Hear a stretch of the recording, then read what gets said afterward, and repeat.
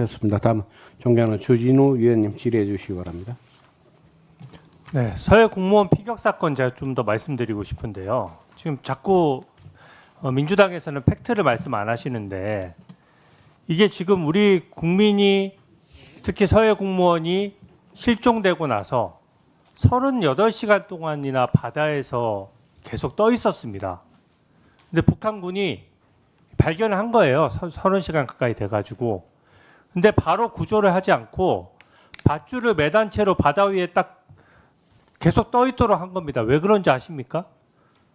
이게 다 감사원 감사 결과에 나오는 건데요. 당시 북한군은 코로나가 북한으로 유입될까 봐 넘어오는 사람들은 다 사살한다라고 딱 긴급 보고문까지 해놓고 혹시 실종된 사람이 혹시 코로나라도 옮길까 봐 밧줄에 매단 채로 그 바다 위에 뜬 상태로 놔둔 거예요. 이게 북한의 가장 기본적인 최소한의 인권도 지켜지지 않은 사건이고 우리 국민이 전혀 보호받지 못한 사건입니다. 근데 그 국민을 건져내서 구조를 하기는커녕 총으로 피살하고 시신까지 소각해버린 사건이에요. 이 사건에 대한민국 정체성이 저는 달려있다라고 생각합니다. 이 사건이 어떻게 무슨 감사의 편파 감사 이런 게 있을 수가 있나요? 그 38시간 동안 우리 대한민국 정부가 북한에 대해서 한 번도 구조 요청을 하거나 뭐 그렇게 강력하게 요청해서 우리 국민을 구하고자 하는 노력 자체가 없었던 거고요. 그렇기 때문에 이것은 이번 감사가 시작되기 전부터 문재인 정부 때부터 국민의 비판을 많이 받았던 사건입니다. 그리고 그 다음은 어떻습니까? 그 이후에 정부는 먼저 국민보다 먼저 피살되고 시신까지 소각됐다는 사실을 딱 알고 있었어요. 보고를 받았습니다. 근데 정부가 취한 조치가 뭡니까? 감사원 감사 결과에 나와 있어요.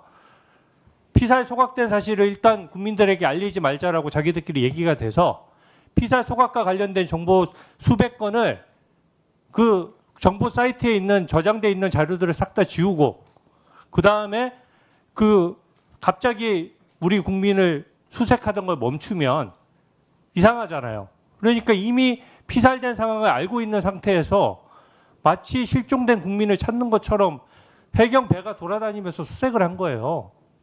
그게 어떻게 정당화될 수가 있습니까? 그리고 마지막으로 제가 유족을 위해서 지금 이 얘기를 하는 거예요. 이거 지금 우리 국민이 억울하게 죽고 유족들이 지금 피눈물 흘리는 사건인데 대충 이렇게 국정원에서 고발 취소하고 감사원도 지금 고발 취소하라고 압박해서 될 일입니까? 이 자진 월북으로 그 다음에 몰고 간 거예요. 사후적으로. 왜?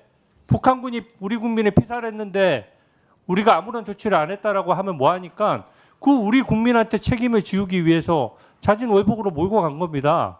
여러 가지 근거가 있어요.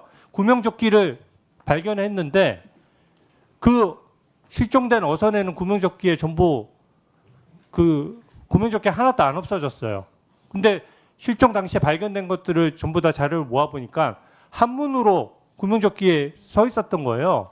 그러니까 중국 어선 내지 북한군에서 그 구명조끼를 줬을 가능성이 돼도 되는 거고 더더군다나 그 유가족들이 얘기하는 거 아니까 민주당 의원들이 와서 회유하듯이 좀 조용히 있어달라고 요구도 했다는 것이고 근데 이게 어떻게 지금 지나갔다라고 해서 정부가 바뀌었다라고 해서 우리 국민이 죽은 사건을 대충 처리할 수 있습니까? 제가 아까 그 감사원 감사 결과는 공신력이 있기 때문에 이 18명의 감사관이 들어가서 열심히 국가를 위해서 조사한 사건을 함부로 뒤집으면 안 된다고 했죠. 근데 다른 민주당 의원님들이 말씀하실 때는 또 애매하게 얘기하잖아요. 후보자님이 한번 딱 대한민국 국가관을 토대로 해서 이거 어떻게 생각하시는지 한번 말씀을 정확히 해주세요. 운영쇄신 TF의 점검 대상도 감사원의 감사 결과를 대상으로 삼지는 않은 것으로 알고 있습니다. 감사 결과를 뒤집을 만한 다른 건 없는 거 아닙니까? 어찌됐든 감사가 이 보도가 이 서해 공무원 피격 사건 얘기가 한두에 있었던 얘기가 아니잖아요. 감사 결과가 번복된다고 하면 그것은 감사위원회의 심의와 의결을 통해서 번복되어 그러니까 저는 감사위원회도 지금 감사위원들도 이번 정부에서 임명이 되기 때문에 이런 식으로 정부가 바뀔 때마다 우리 국민이 억울하게 죽은 사건도 다 뒤집고 다 반대로 한다 그러면 이제 감사원 감사 결과를 누가 믿겠느냐 이런 원칙론을 얘기하는 겁니다. 그러면 다음에 정권 바뀌면은 이 지금 감사하고 있는 감사 결과 다 뒤집어도 되는 거예요?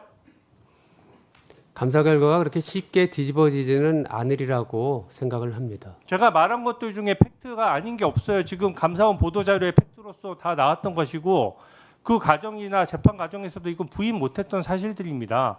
법리적으로 1심, 2심 대법원의 결론이 달라질 수 있는 부분이고 그렇기 때문에 감사원이 제대로 조사를 했으면 그리고 감사위원회 의결까지 거쳐서 고발을 했으면 그대로 유지하는 게 난 너무 당연하다라고 생각하고요. 그 점에 대해서 원칙론을 고수해 주실 것을 좀 강력히 요청합니다. 위원님 말씀을 소홀히 여기지는 않고요. 판결의 내용과 이유 또 감사 그동안의 어떤 감사 과정과 결과를 제가 감사원장이 된다고 하면 잘 살펴보도록 하겠습니다. 그리고 아까 개인 신상 부분 관련해서도 사실 지금 강남의 아파트 값도 많이 오르고 실질적으로 전월세도 폭등해서 굉장히 힘든 상황이거든요. 근데 사실 후보자가 아까 언뜻 말씀하셨지만 이 소유권이 장모에게 있기 때문에 사실은 8년 동안 전세금이 오르지 않은 상태로 5억이 유지됐고 사실은 원래 시세대로 올랐다라고 하면 지금 9억 또는 10억이 돼야 되는 건 아마 인정을 하실 겁니다. 근데 그 감사원은 그 국세청도 감사하는 기관이거든요. 그러니까 감사원장 후보자는 여느 공직자보다도 더 엄격한 기준이 적용돼야 되고 사실은 이번 지명이 없었다라고 하면은 증여세까지 납부할 생각은 못 하셨을 것 같아요. 그러니까 국민의 눈높이에서 그런 부분에 대해서 당시 뭐 상설하는 공직자 신분은 아니었지만 변호사였기도 했고 그 부분에 대해서 저는 유감 표명이 필요하다고 보는데 어떻게 생각하십니까?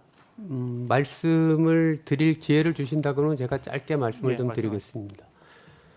당신은 병세가 깊어가는 저희 장인을 장모와 더불어서 돌봐야 되는 부득이한 사유로 인해서 장모의 아파트로 들어가게 됐습니다. 그리고 전세보증금은 전에 살던 세입자의 전세보증금이 4억 2천이었는데 거기에 8천만 원을 더 보쳐서 5억 원으로 전세보증금을 설정을 했고 그 이후에는 보통 전세보증금의 경우에는 임대인과 임차인 사이의 사정에 따라서 장기간 조정을 하지 않는 경우도 있고 네, 그렇게 변명할 또 문제는 저희들의 사정이 저희들의 사정이 있어서 그렇게 갔는데 이번 과정을 돌아보면서 국민 눈높이에서 그런 어떤 증여의 문제가 제기될 수 있는 것이 맞겠다, 타당하다 해서 제가 좀 증여세를 납부를 그러니까 뒤늦게 했습니다. 납부한 거지 않습니까? 그리고 배우자 소유 오피스텔이 있고 거기서는 임대료를 받는 것인데 여기 장모님이나 가족 입장에서 싼 값에 전세를 놓으면 그만큼 세금이 탈루 되는 거죠. 그 점에 대해서 유감 표명을 좀 해주시기 바랍니다. 네, 그 부분 제가 증여세를 납부했다는 것은 제가 국민 눈높이에 맞추겠다는 취지였습니다. 예, 이제 공직자가 된다고 하면 더욱더 자신을 살펴가면서 국민 눈높이를 벗어나지 않는 윤리적 행동을 하겠다고 말씀드리겠습니다. 예, 수고하셨습니다. 다음은 존경하는 이기헌